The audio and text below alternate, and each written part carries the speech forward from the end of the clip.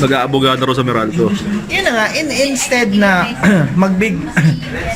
magbigay sila ng specific date kung kailan malinis yung mga wire na hindi dapat. Ang dami pa nilang rason eh.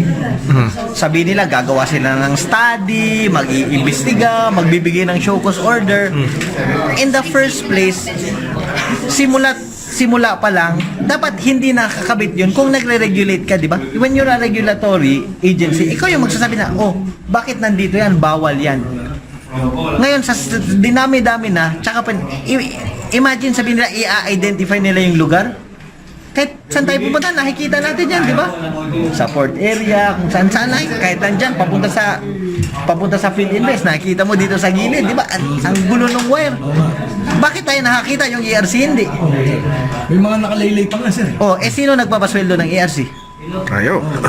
Oh, ibig ko sabihin, ikaw yung dapat pupuna ng Meralco.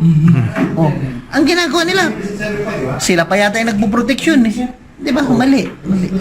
It should not be like that.